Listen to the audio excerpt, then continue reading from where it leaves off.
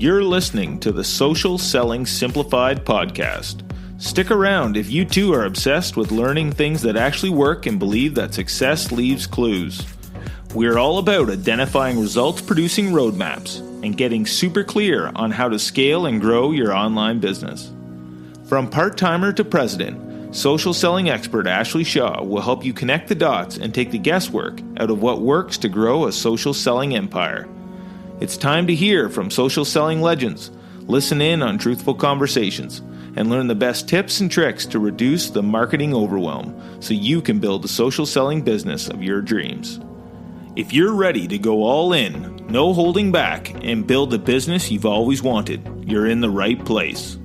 Here's your host, educator, social selling guru, and fitness industry OG, Ashley Shaw. Welcome to Social Selling Simplified. I'm your host, Ashley Shaw, and we are going to be talking about how to know when you need a mental business reset. Today, I'm sitting down with Whitney Eckis, and we're going to be talking about her anxiety disorder and how it led her to create Get Supr. After not wanting to sacrifice her morning cup of coffee, which was ramping up her nervous system, she sought out a solution to her favorite morning routine when she found out that infusing CBD into her coffee gave her the energy, but didn't trigger that anxiety. And so in today's conversation, I dig in with Whitney about what anxiety sort of manifests as, and how do you know when you need to take a step back and look at your routine? And what are the steps that you can take in order to overcome these feelings of anxiety, and how you actually know when you need to do a reset in your business? Now, sitting down with Whitney for me was really eye-opening. I felt there were so many takeaways. I was downloading the apps she talked about right away. It was really a great conversation that had so many takeaways. So I'm super excited to present to you guys today what to do if you need a mental reset with Whitney Eckis.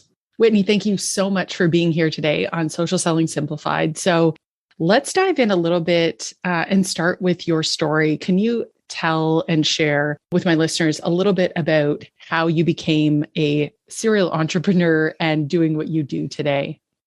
Yeah, absolutely. So my whole background has been in marketing. I've been in marketing for like the last 8 or 9 years. I started in college and kind of walked through learning really the social landscape at that time. I got really familiar with obviously the way to market brands on, Instagram and Facebook. And I mean, these weren't little brands. You were talking like Redbull, we're talking about Hilton, Marriott, things like that.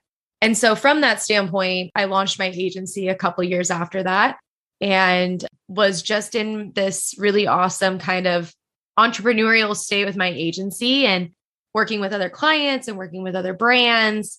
And I had kind of had this inkling that I really was looking to do something a little bit more, just something different, something that, really came to me. I'd always had this dream of having like a product-based business.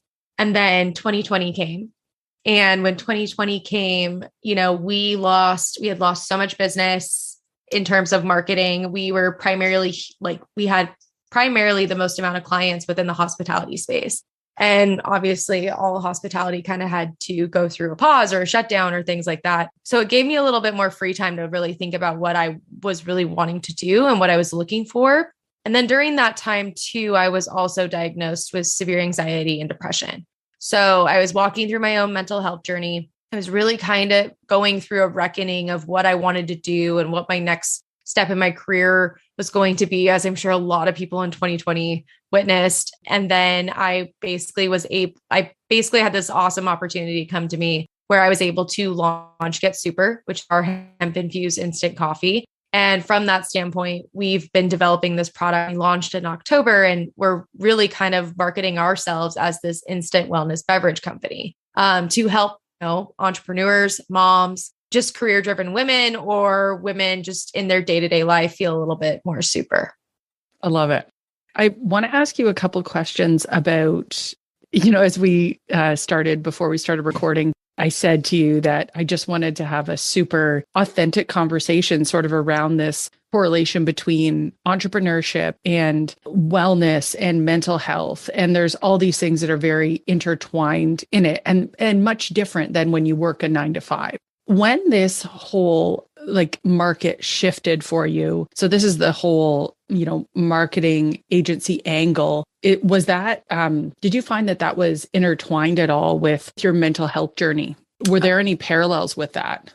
Oh yeah. I think, as entrepreneurs or whenever you have your own business, or you're marketing yourself, we have this certain ambition within us, and it's really kind of a hustle. It's a go, go, go, and pushing yourself and really trying to achieve all these goals and your dream lifestyle and X, Y, and Z. So when there was a moment to slow down and to analyze what was going on internally with me, absolutely. That came totally with 2020 and, kind of the slowing of my own business. And it really caused me to kind of reflect and look at, mentally where I was at. And that was one of the biggest things that led to Get Supr. And also too, even a huge shift in the marketing agency. I mean, we doubled our revenue in 2021, and not just kind of these small goals. I mean, we had completely crushed the goals that we had originally set for 2020 and got above and beyond. This whole mental health journey had been something I would say that was kind of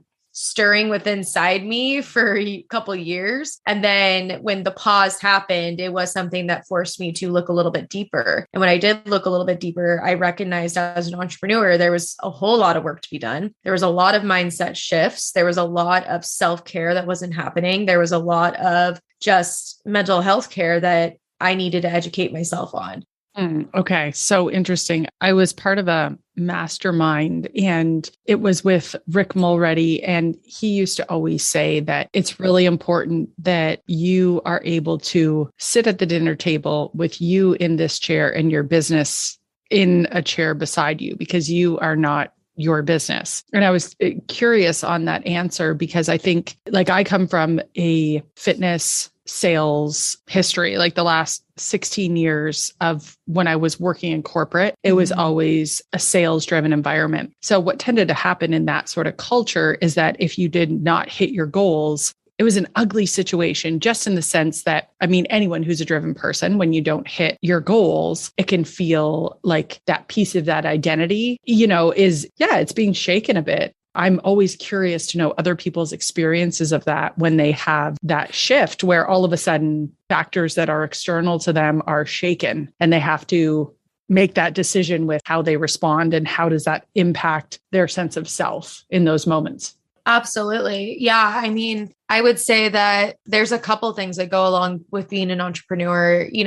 I think number one, you're needing to really self-check, like you just said. Are you taking this personally because it's your business? Or are you able to separate the fact out that, you're still worthy and you still have so much to look out within yourself that's outside of your business? And I think that as entrepreneurs, it's so natural for us to associate our worth with what our business is doing, and vice versa, right? Our worth of our business versus who we are and how we treat ourselves. There's definitely a correlation. Now, I think that working through that and doing the work of understanding, your own self-worth, I feel like also too opens up your business to a whole, basically ceilingless amount of success. I heard this really awesome quote from a girlfriend of mine. She was recently on a podcast, and she mentioned that as a leader, if we have our own ceilings, we're naturally leading our business and our team with those same ceilings. And same thing I think applies to, this own sense of worth. If we're walking in our business in the same way that we're, seeing ourselves with a lack of self-worth or scarcity mindset or whatever it is, we're going to naturally lead ourselves down this path of business that's probably not going to be what ideally we would hope it would be. And there's a lot of work that goes in personally that we have to do in order to kind of break those ceilings and move past it and open ourselves up to the success that we've always dreamed of. It is interesting when you think of it in the sense that where you are now is almost something that when you're looking in your rear view mirror, it's like everything that has gotten you to this point is a sum of your learnings before. So if you want to go further, it's like looking ahead and knowing that there are obviously going to be challenges with that you need to prepare for and be able to accumulate that knowledge for. I think sometimes there's this internal struggle of, oh, I'm struggling in my business, so therefore I'm not worthy, or I'm not cut out for this, instead of looking at it like a personal ceiling. Like we just all have these ceilings that it is going to require a mindset shift to get to that next level. Yeah, absolutely. There were moments where I reached out to a lot of mentors, or I reached out to a lot of people that I trusted. And there were moments where I look back and people have even said those things to me from an outside perspective. Maybe entrepreneurship isn't right for you. Maybe the marketing agency is not where you're supposed to be. Maybe you're not even supposed to be selling a product. And I think when we go to our community, or we go seeking this like affirmation of what we're doing, I think also too, that's also poking holes in your confidence of your business. Every business goes through hard times. Everyone has their own struggles. There's different lessons to be learned for every entrepreneur. And I don't think that it's linear to all the same journey. I would hope that, like my story and with what I'm sharing here, like that's one thing that you guys can take away, is that the fact that your journey and your walk within your business is completely your own. And it does require some level of you to get, an understanding of where you're at mentally and how you're leading your company into success. Because ultimately, it's going to sound so cliche, but I truly believe you need to be right kind of within yourself, and also to working within yourself before you're able to lead your clients, your business, your team to success. So what were some of the signs for you that you needed that sort of mental health break? Because I think sometimes we can push ourselves to the point of almost turning off that intuitive voice that no, you actually need to slow down and listen, instead of just pushing past it and trying to do all the things and realizing you need some time. For me, there were quite a bit of like signs. I was having a really hard time sleeping. I was having panic attacks. I really kind of was just overworking myself, because at that point, when your business is struggling, you feel like there's never enough work to be done. Therefore, you're kind of burning the candle at both ends and just kind of becoming this state of just a mess. Those were a couple signs for me. And then obviously within 2020, after my diagnosis, I was, I wanted to go on medication. And one of the things that I did that was a little bit different is I basically walked through this holistically. The reason why is because I'm not necessarily against antidepressants. I'm not against medication, but there is a history of addiction in my family. And it was just something I didn't feel comfortable doing. So with that, those signs and walking through this holistically is what kind of led me to my next business. And like I said, it's the self-work and this kind of internal work that I did upon myself is really what helped scale my agency, but then also created this incredible platform for this new business. I'm going to assume that if you had $1 for every time you heard that someone is too busy or doesn't have time for a fitness routine, you could quit your job already. Coaches everywhere are stoked for Beachbody's newest program, Job One, specifically for busy people. No matter what your ideal customers got going on in their life, Jennifer Jacobs has created a no-excuse system that will put them in the mindset that their fitness and nutrition aren't optional, they're the priority. My team and I have created 30 days of social media posts designed to engage and prepare your followers to get on board. These posts will educate them on why these workouts are perfect for them, build trust and rapport, and get them excited about joining you. Get our 30 days of done for you Job One posts so you can take full advantage of this exciting new release. They're at ashleyshaw.ca/job1. Don't miss an opportunity to capitalize on something new because you weren't sure of how to approach it or what to say. You can be fully prepared and just replying to comments and messages when they come in. That's ashleyshaw.ca/job1. What were some of the steps that you took holistically to get yourself through this challenge that you were facing? Well, a lot of therapy, a lot of therapy. And I really started to reshift my daily practices and my routine. I started getting super clear on what things I needed in order to set up my day for success. I learned really quickly that I wasn't taking care of myself at all. And self-care is not your face mask and the bubble bath. It's, journaling. It is breathing, it's breath work, it is meditating, it's setting up your nights so that you can sleep well. It's removing alcohol and caffeine, or, incorporating hemp into your caffeine so you can drink it without having a bodily trigger. There were a lot of things that I did. More so than anything, it was really kind of looking at my day to day and saying, okay, what is not serving me right now and what's not working for me? And I think there's also something to be said about doing this within your own business. What are the things that aren't serving your business? What are the time sucks? What are these things that are completely dragging you down that aren't really making your business a success anymore? I love that. So it's like a cleanse in a way, getting rid of the stuff that's not serving you anymore and being able to do that in both your personal life and your business life. Absolutely. I mean, yeah, again, like you take inventory of where you're at right now. Take inventory of where you want to be. I think too, like having a goal and a vision of where you want your business to be, or what you want it to look like, or even what you want your day-to-day to look like, is a great way to completely backwards engineer what you want to be happening, or that goal. Yes, it was definitely like a cleanse. I definitely shed a lot of things that were no longer serving me, but it was also really hard. There was a lot of sacrifice. There was a lot of letting go. I had let go of clients. I had let go of even some employees at the time. I was really kind of shedding a lot of things personally that were no longer serving me. I was really setting up some strong boundaries with friends and family, and walking through my relationships and who was serving me and my friendships and my family relationships and who wasn't. So there was quite a big shift in my life, and it wasn't necessarily the easiest, but it was something that for me, it needed to happen in order for me to be happy and to feel better and live a healthy lifestyle, and also to be able to be well enough to take care of these two businesses. So let's talk a little bit more about this routine then. I'm a huge fan of routines, and I always find like when I start to feel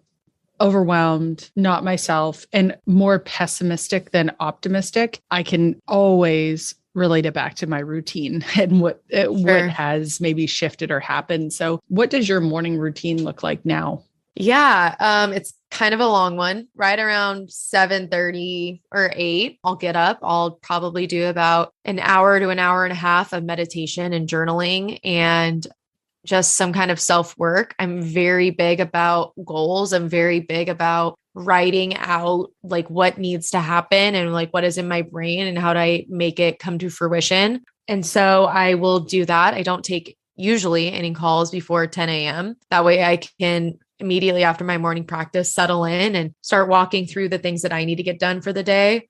Whether it's emails or it's check-ins or it's just monitoring what's going on with my team. And then from that, I'll usually work till about 3 or 4 in the afternoon, and then give myself the ability to go and run an errand, make dinner, relax, unwind.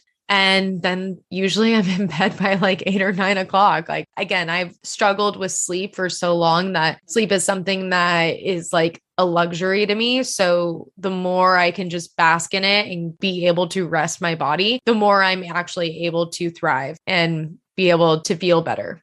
And what kind of meditation? Do you have like a certain style of meditation, a certain person? I kind of dabble. I use, me and my boyfriend love Headspace at night. And then I usually look at him, like looking at him right now. I usually jump between Insight Timer or depending on how spiritual or woo-woo you are, there's this really good one called Chani, Chani. And she has some really awesome just meditations or kind of different meditations or different poems just around like kind of what you're looking for in terms of like where you're at in your journey. And then also there's a lot of really cool podcasts out there that are just kind of like affirming, and they'll do like a podcast or they'll do a poem that even in the morning can like kind of wake you up and set the tone for your day. So I kind of like, I dabble, I jump between a little bit of everything, but definitely meditation, I feel like has really helped. And so when you were doing your meditating, what is the biggest change or difference that you started to see? I feel like meditation helps you to observe and be very observant and aware of what's going on around you without necessarily reacting right away. And I think that's something that's helped me. It's helped calm my thoughts. It's helped me to be more aware, be more present in the moment, but also to, again, as an entrepreneur, I'm a lot less reactive. I don't freak out as naturally as I did before. I didn't kind of really jump to conclusions or jump into a reactive mind state if something wasn't going the exact way I wanted it to. It kind of helps you really, at least for me, it helps me kind of put things into perspective and ground me in a sense.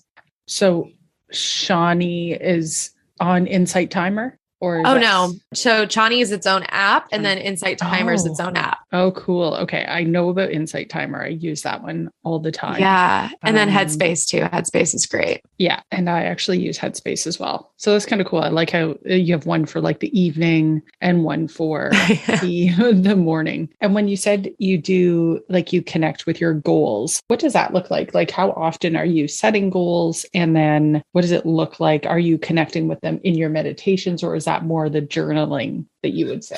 Yeah, I would say both. I think visualizations are a great practice, like, especially if like I love to do morning visualizations of like what I want my life to look like. Like, so I'll do a visualization of like, where do I want to be in 5 years? What do I want to have accomplished? Where do I want to live? What am I wearing? What am I eating? You know, who's in my life? Who's a part of my life? And then in terms of more business goals, I get very clear. I do a lot of prepping and planning throughout the year. So I'll set myself up with like my own internal KPIs. I'll set the team up with their own KPIs. And then basically on a monthly basis, I'm checking to see if we're hitting these goals. Now, there's a lot of like money mindset work too that kind of goes into that. Like, for example, like I keep a record of all of our revenue and goals that I want to be hitting month over month. And that allows me to kind of gauge, you know, hey, I need to be able to sign 5 more clients, or I need to be able to increase this, or this service is actually sucking us dry. It doesn't really make sense for us to be doing this right now. And I'll check those month over month. And yeah, I mean, I think too, that the one thing I want to say about goals is that this was something that I learned, and especially walking through kind of what I walk through, because we talked at the beginning of the show about kind of basically relating your own self-worth to your business and to maybe these goals. And if you don't hit these goals, you kind of crumble, or you kind of feel like you're not meant to be doing what you're doing. I learned this during this whole mental health journey that I went on, because it was something that I was starting to notice was like really hindering me, was that if I wasn't reaching a goal, it would kind of set this whole new ceiling that I had created on my own. And it became like this stress, and it had become this whole other kind of basically mindset that I was like setting up for myself for failure. And so one of the things that I think is like huge when it comes to your goals is being very clear about your goal, being very feeling it. I don't know if you're into manifesting, but like really putting yourself in the situation of what is it going to look like when you hit that goal? Where are you going to be? What is it going to feel like? How are you going to get there? And actually setting yourself up with measurable KPIs of how you're going to get there. And then kind of releasing it, kind of knowing that, you know, I'm going to reach for this, but I'm not going to set this incredible, insane timeline on it. I'm not going to let it mean that it's a make or break for me or for the business. This is strictly a goal that I'm going to achieve one day, but I'm not going to let it make or break the business. And that's also something that comes with a lot of celebration. So anytime that you have a goal, you should also be always celebrating something that happened within your own personal life or within your business, whether it's, you know, a small, hey, we did great today. A client said, great job. Everything looks awesome. Or you won a new client, or you sold a product that you haven't really been selling for a long time. And you kind of are like, what's it? You know, maybe we need to pull it off the shelves, whatever it is, celebrate like the smallest wins, because that's also too going to affirm that what you're doing in your business and who you are in your business is also like this positive light. Because I think that as entrepreneurs, we get so caught up on these goals, and then they become this like monster that we create, that we're not really seeing like all the good stuff that's happening, because it's not quite the goal, and we're only ready to celebrate the goal that we want to achieve. Does that make sense? For sure. So can you give us an example of what you mean by internal KPIs? Yeah. measurements are great. Like setting up your own measurements for your business. Like, where do you want to be in, a month? What does your marketing success look like? Like, how many users do you want to onboard? X, Y, and Z. But again, this is maybe such my marketing brain, but like for me, my internal KPIs are like, okay, Whitney, like, outside of what I want my personal income to look like and what I want my net worth to look like one day, how do I want to feel? Do I want to feel like I'm financially free? Do I want to have a moment where I'm trying to think of like another one that's like not monetary? Do I want to be able to know that I can sleep at night? Like if something goes wrong in the business, do I want to be able to know that like, I can meditate through something that employee leaving or losing a client or something along those lines, and that I'm going to be okay? I think there's a lot of things that we don't necessarily keep as measurements for ourselves for these specific goals that are a little bit more mentally driven versus just like, I want to make 200,000 one day. I want my income to be X, Y, and Z. I feel like those two matter because I feel like, again, like as an entrepreneur, like you still have your life. This is still something personal that you're walking through in your career. And like you said, your business isn't necessarily always you. So how are you setting these goals up for you? And how are you taking care of yourself? How are you measuring really what you're doing to take care of yourself and to better yourself through your own journey?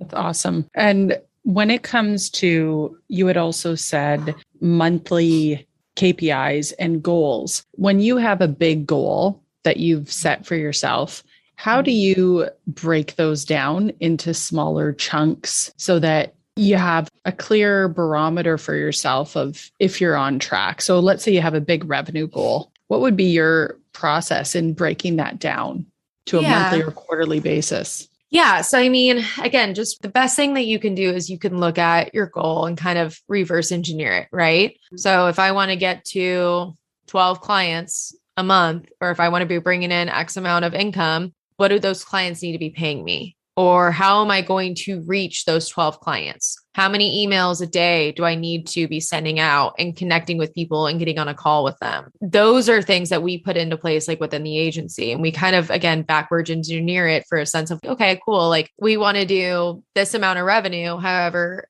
I have payroll and I need to ensure that I'm not bringing on 27 clients. What services can I be offering these clients that are of a higher monetary value that are going to help us reach that revenue goal, but not necessarily burn out the team or make it so that we have to hire a bunch of other people? So I think that's the way that we look at setting our goals. And if it's a little bit more of like, you could throw anything on the whiteboard revenue wise or goal wise, but how are you going to achieve it? And then also too, like, what is actually doable? What is your actual timeline look like, right? Like you saying you wanting to scale, or like, for example, like we get this all the time, like, well, not as much anymore, but we used to, like, we would get clients being like, I just really want to get to 10,000 followers, and they have 2,000 followers on Instagram. We're like, okay, cool. Like, how are we going to do that? Well, how are we going to do it? You guys are the expert. I'm like, well, let's talk about it.